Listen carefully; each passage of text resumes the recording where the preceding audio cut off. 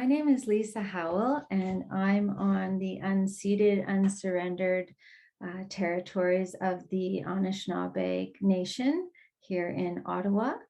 And I'm with Michelle McKay. Hi, Michelle. Hi, Lisa. And we're really excited to have you here with us today. So I wondered if you just start with telling us, where you're located and what your current role is. Thanks, Lisa. So as Lisa just mentioned, my name is Michelle McKay. I use she, her pronouns. I'm currently located on Treaty 18 territory and currently working for the Peel District School Board as a educator or teacher. My background is in the early years. So my last classroom role was in kindergarten. And I'm currently working as an ASD itinerant in the special education department or student learning support services. I'm also a PhD candidate at Boise U of T in curriculum pedagogy. And my research is researching how kindergarten educators engage in teaching and learning about truth and reconciliation with kindergarten students.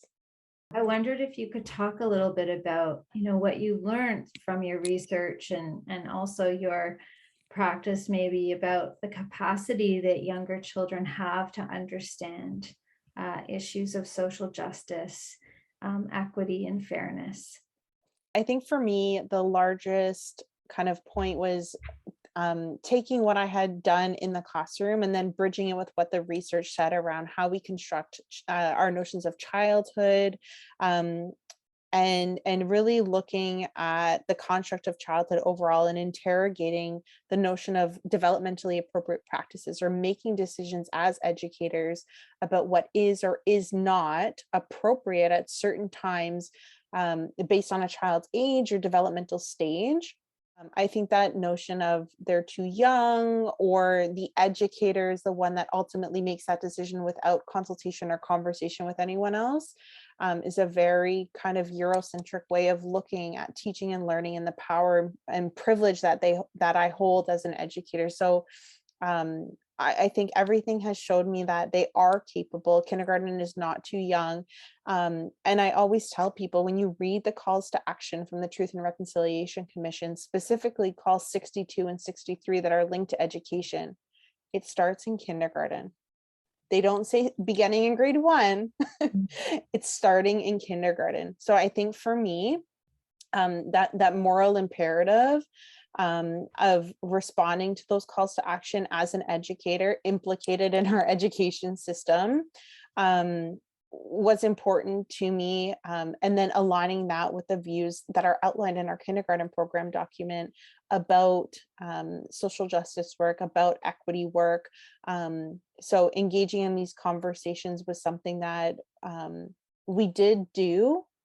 We invited families into this conversation with us. We had the conversation with children, administrators, other educators in the school environment. So we really took a community perspective instead of us just deciding whether we were or were not going to do this. We looked at it a lot from a more holistic perspective, I would say, for sure. What do your students think about Spirit Bear? So I think that they were very quick to catch on to it. It was really accessible for 3, 4, and 5-year-olds, and it allowed them to be able to conceptualize some of those concepts that might be a little bit more abstract. So I think in a lot of the work that we were doing and a lot of my research, when I speak with other educators, one of the challenges is kind of taking these terms or concepts that many adults even struggle with and making them accessible to young children. And so I think the Spirit Bear resources, the books, the videos, it allows it to be accessible in a different sort of way for our young children. I think that also one of the challenges that Spirit Bear kind of helps with is not enough resources. A lot of the resources or supports will lump in like kindergarten with like 1 to 12 or 1 to 8 or something like that. And kindergarten is a completely different program document than our 1 to 8 or 1 to 12 curriculum documents. So I think that's where Spirit Bear has those early childhood resources. I think the Spirit Bear resources are a great place to start and do support our early learners through that process.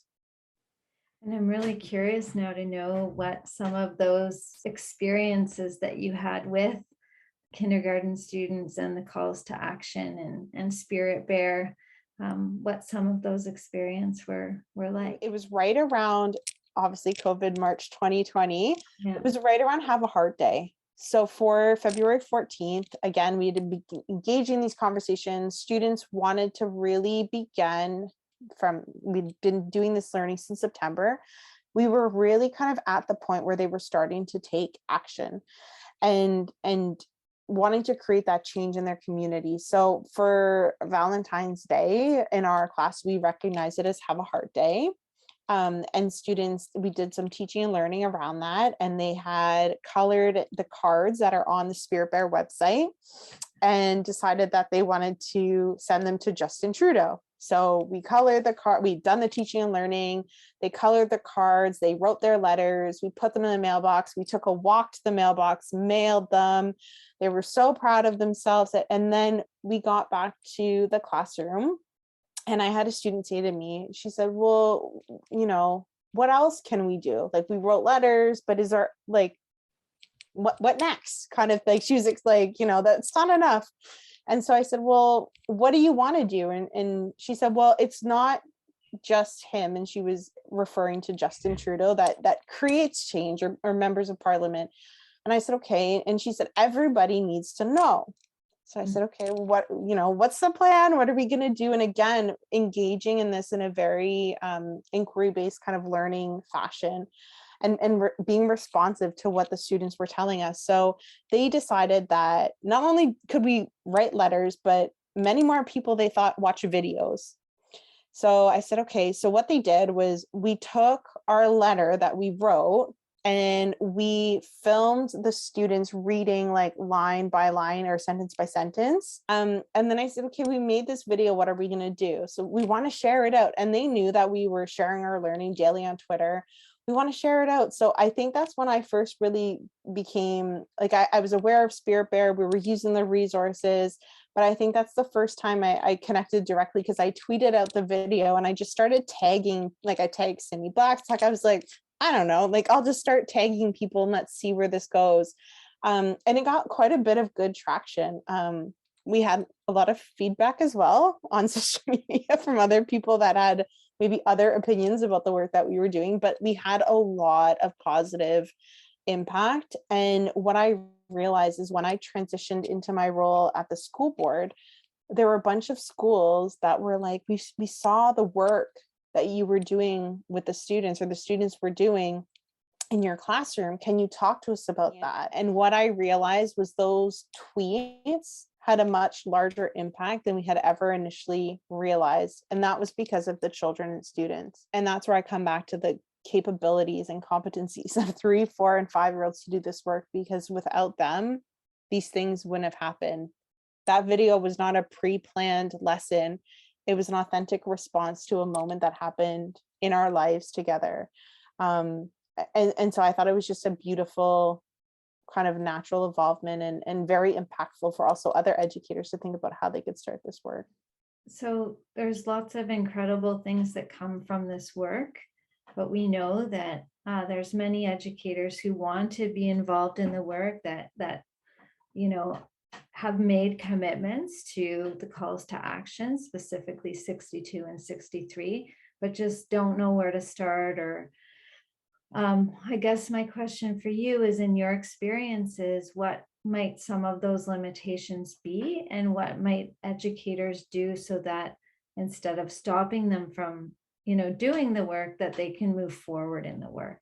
A lot of educators that I've met, including myself, are sometimes unsure of how to take that first step, especially if you grew up or were educated within Ontario or within Canada, and are now teaching. Our education and the learning that we did of history is incomplete and inaccurate, which leaves some people feeling kind of frozen or unable to take that first step because they feel like they don't know enough or are afraid to make a mistake. I think committing to the learning and unlearning that we need to do as adults throughout this process is critical. And it does take effort on your part. But it can be something like starting by reading a book or attending a webinar. It doesn't need to be a huge commitment to learning everything all at once. It just needs to be a step in the right direction, I think, to start. Through that process, what I found, and in conversation with others, it's critical to have that support network. So when we think about engaging in new learning and taking those learning risks, we need to also think about self-regulation and our ability to grow and push ourselves as educators.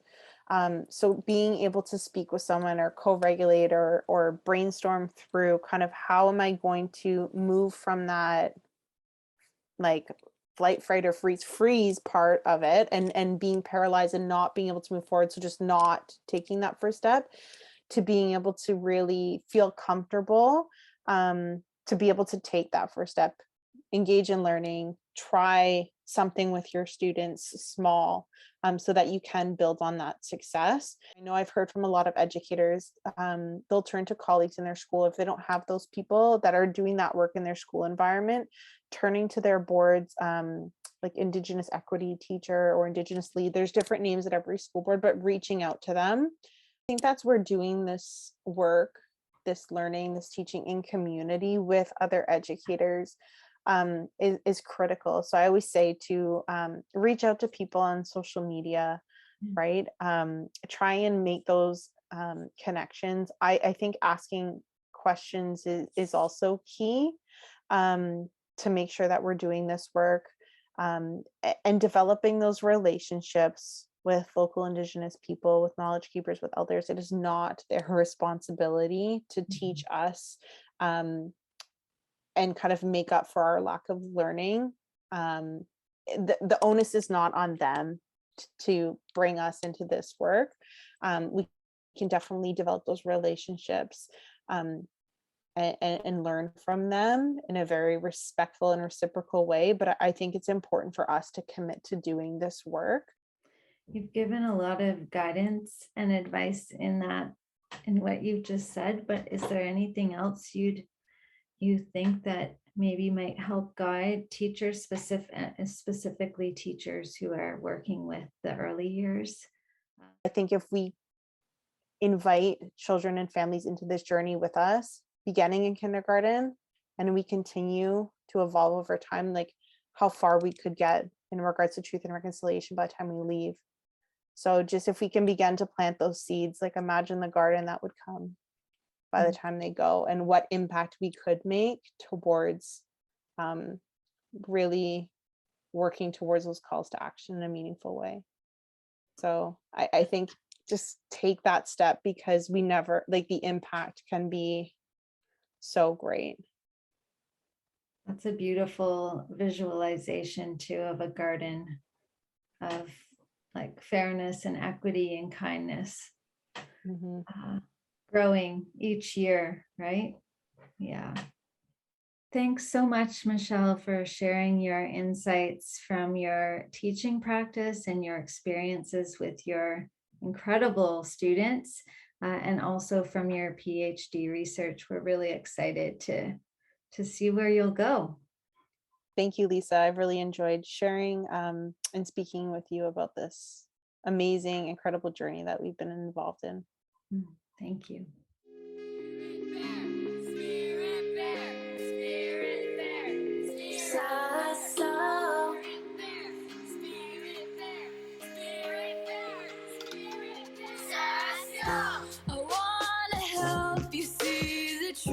And show you my reality, how hard it's been to be a youth, all alone with plans to dream. I want the world to treat me fair, I deserve a chance to see a place to be, more eager rights, and have my family close to me.